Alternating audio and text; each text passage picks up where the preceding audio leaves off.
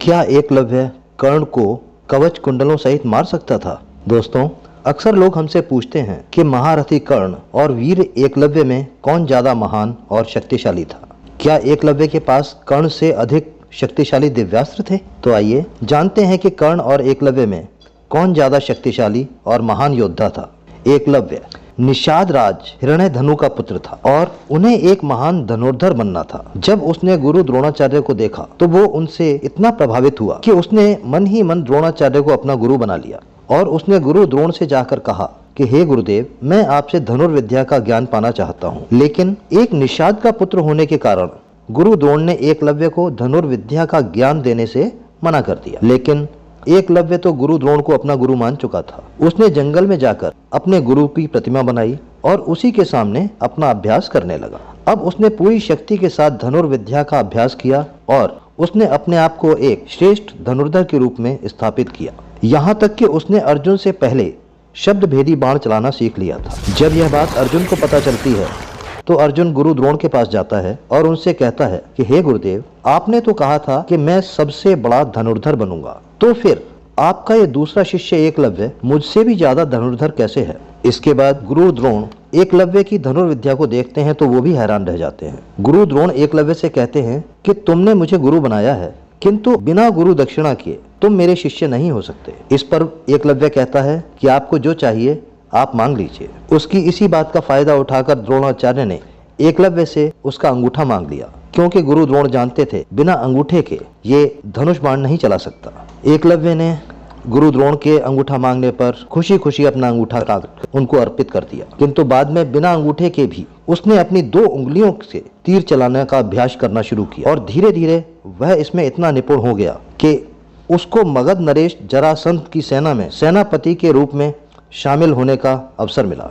जी हाँ, जरासंध वही योद्धा है जिसके कारण भगवान श्री कृष्ण जी को मथुरा छोड़कर द्वारिका जाना पड़ा था। उस जरासंध ने एकलव्य को अपना सेनापति चुना था, तो सोचिए एकलव्य कितना महान धनुर्धर होगा। जब जरासंध एकलव्य को लेकर श्री कृष्ण जी के साथ युद्ध करने गया तब एकलव्य का मुकाबला कर सके ऐसा कोई भी योद्धा वहां पर नहीं था। एकलव्य अपनी धनुर्विद्या से सभी सैनिकों को बुरी तरह से मार रहे थे। अंत में श्री कृष्ण वहां पर आ जाते हैं और एक भीषण संग्राम के बाद भगवान श्री कृष्ण को अपने सुदर्शन चक्र से एकलव्य का वध करना पड़ता है। आप खुद ही सोचिए कि जिसका वध स्वयं भगवान श्री कृष्ण को अपने सुदर्शन चक्र से करना पड़ा हो, वो योद्धा कितना महान और शक्तिशाली होगा। और यदि एकलव्य का अंगूठा नहीं काटा गया होता तो एकलव्य को दुनिया में कोई भी योद्धा परास्त नहीं कर सकता था। अब हम बात करते हैं महारथी कर्ण की।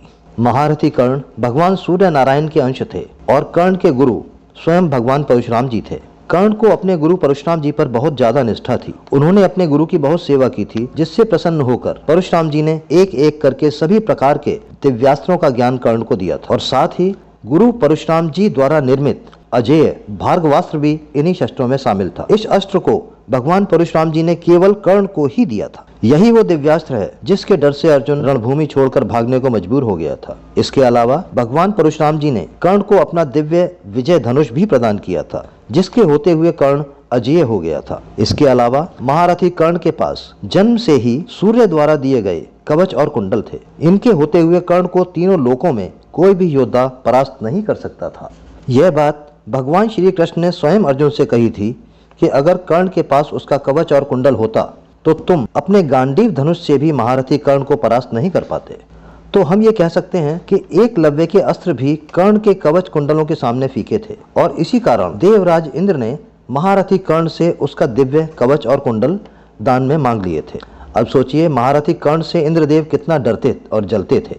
इंद्रदेव के कारण पहले गुरु से श्राप मिला, फिर इंद्र ने कवच और कुंडल उनसे मांग लिए और भगवान श्री कृष्ण ने तो महाभारत युद्ध के समय उस पर अपनी माया तक का प्रयोग किया ताकि वो अर्जुन को मार ना सके।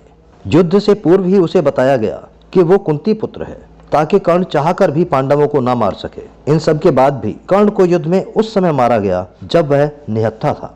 महारथी कर्ण एकलव्य से तो क्या अर्जुन से भी शक्तिशाली था और बहुत बड़े महान योद्धा था। इसी प्रकार के धर्म और ज्ञान से संबंधित वीडियो देखने के लिए मेरे चैनल को लाइक करें, शेयर करें और सब्सक्राइब करें। धन्यवाद।